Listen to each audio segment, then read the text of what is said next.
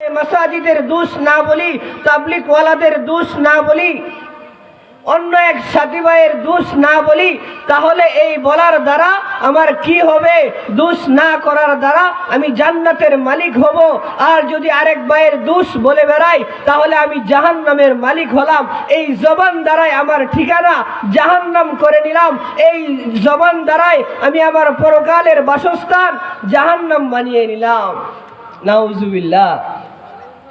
এই জন্য আল্লাহ রাসূল সাল্লাল্লাহু আলাইহি ওয়াসাল্লাম প্রথম নম্বর জবাব দিলেন, হে উকবা, তুমি নাজাত পেতে চাও, মুক্তি পেতে চাও, তাহলে তুমি তোমার জবানকে নিয়ন্ত্রণ করো, জবানকে কন্ট্রোল করো, জবানের মালিক হও।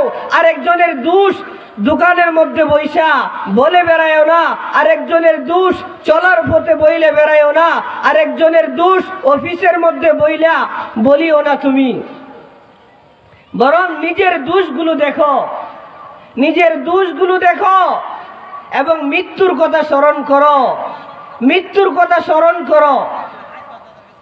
আমলিকা আলাইকা লিসানাক, এক নম্বর উকবা, তুমি নাজাত পেতে চাও, তুমি তোমার জবানকে নিয়ন্ত্রণ করো। ওয়ালিয়াসাকা বাইতুক, আল্লাহ রাসূল উকবা ইবনে আমের রাদিয়াল্লাহু তাআলা আনহুকে 2 নম্বরে বললেন, উকবা, নাজাত পেতে চাও, মুক্তি পেতে চাও, তাহলে তুমি তোমার নিজের ঘরটাকে নিজের জন্য যথেষ্ট মনে করো। নিজের অবসর টাইম ঘরের মধ্যে দাও। নিজে অফিসে ডিউটি করো 6 ঘন্টা, 7 ঘন্টা, 8 ঘন্টা ডিউটি, তারপরে বাকি যে সময়টা আছে এই সময় তুমি তোমার ঘরের মধ্যে দাও। তুমি তোমার স্ত্রীকে বাকি সময় দাও, তুমি তোমার বাকি সময় তোমার সন্তানকে দাও। সন্তানকে দিলে তোমার সন্তান, তুমি মা বাবার অবাধ্য হবে না, তুমি মা বাবার অবাধ্যতা তোমার সন্তান করবে না, তোমার ছেলে নাফরমানি করবে না, তোমার ছেলেটা বেনামাজি হবে না, তোমার মেয়েটা বেপরদা নিশিন হবে না, বেপরদাই চলবে না। এই জন্য আল্লাহ রাসূল সাল্লাল্লাহু আলাইহি ওয়াসাল্লাম উকবা ইবনে আমের রাদিয়াল্লাহু তাআলা আনহুকে বললেন, উকবা, তুমি 2 নম্বর যেই কাজটা করবা, ওয়ালিয়াসাকা বাইতুক, তুমি তোমার ঘরটাকে নিজের জন্য যথেষ্ট মনে করো, অবসর টাইম ঘরের মধ্যে ব্যয় করো, বাকি সময় ডিউটির সময় তুমি অফিসে থাকো, আর যেই সময়টা তোমার অবসর এই সময়টা ঘরের মধ্যে থাকো। তোমার সন্তান তোমার কথা মানবে, তোমার স্ত্রী তোমার কথা মানবে, তোমার ছেলে মেয়ে নামাজি হবে, তোমার ছেলে মেয়ে তোমার থেকে যা দেখবে তাই শিখবে।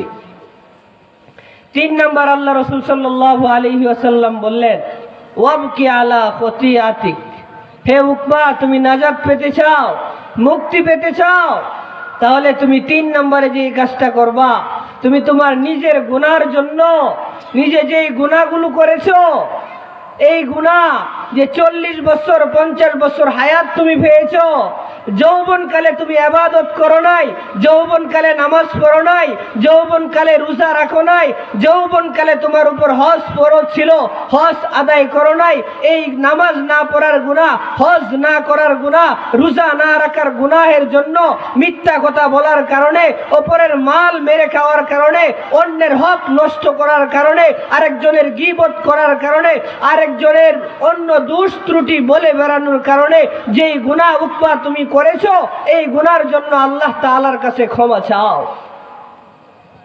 মুহতারাম হাজিরিন, আল্লাহ রাসূল কি বললেন?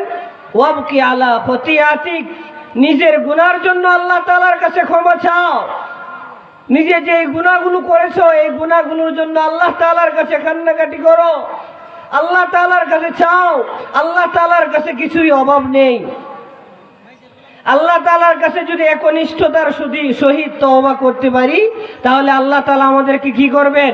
মাফ করবেন। তো মুহতারাম হাজিরিন, হাদিসের অনুবাদ হলো যে উকবা ইবনে আমের, খেয়াল করে শুনতে হবে ভাই, যে উকবা ইবনে আমের রাদিয়াল্লাহু তাআলা আনহু আল্লাহ রাসূলকে কি প্রশ্ন করেছিলেন বলেন?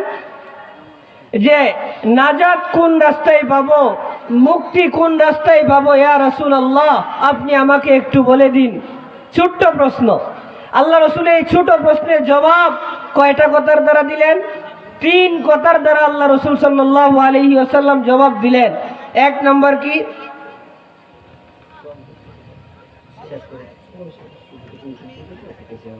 তো 1 নম্বর হলো ভাই, আমলিকা আলাইকা লিসানাক, নিজের জবানের মালিক হওয়া। 2 নম্বর ওয়ালিয়াসাকা বাইতুক, নিজের ঘরটাকে নিজের জন্য যথেষ্ট মনে করা। অবসর টাইম বাজারে নষ্ট না করে, অবসর টাইম দোকানে বসে আড্ডাবাজি না করে, এই অবসর সময় পরিবার পরিজনদেরকে দেওয়া, নিজের সন্তানদেরকে দেওয়া। 3 নম্বর ওবকি আলা খতিয়াতিক, নিজের গুনাহের জন্য আল্লাহ তাআলার কাছে কান্না করা। যে আয়াতে কারিমা আমি আপনাদের সম্মুখে তেলাওয়াত করেছিলাম, ওই আয়াতে কারিমার মধ্যে আল্লাহ তাআলা বলেন, ফামান ইয়ামাল মিসকালা যাররাতিন খায়রান ইয়ারাহ ওয়া মান ইয়ামাল মিসকালা যাররাতিন শাররান ইয়ারাহ। ও বান্দা, দুনিয়ার মধ্যে সরিষার দানা সমপরিমাণ যদি নেকির কাজ করো, এগুলোর সওয়াব তুমি পাবে। আর যদি সরিষার দানা সমপরিমাণ অনুপরিমাণ গুনাহের কাজ করো, এগুলোর গুনাহও তুমি পাবে, এগুলো তোমাকে ভোগ করা লাগবে। মোহতারাম হাজরিন, সংক্ষিপ্ত সময়ে যে কথাগুলো বললাম, যে নাজাত পাওয়া, পরকালে মুক্তি পাওয়া 3 তরিকা। 1 নম্বর নিজের জবানের মালিক হওয়া, 2 নম্বর নিজের ঘরটাকে নিজের জন্য যথেষ্ট মনে করা, 3 নম্বর হলো ভাই নিজের গুনাহের জন্য আল্লাহ তাআলার কাছে ক্ষমা চাওয়া। যে কথাগুলো বললাম অল্প সময়ের ভিতরে, এই প্রত্যেকটা কথার উপরে সর্বপ্রথম আমি ওদমকে এবং যারা শ্রবণ করেছি প্রত্যেককে আমল করে দুনিয়া এবং আখিরাতে কামিয়াবি আর সফলতা অর্জন করার তৌফিক দান করেন। ওয়া আখিরি দাওয়ানা আনিল হামদুলিল্লাহি রাব্বিল আলামিন।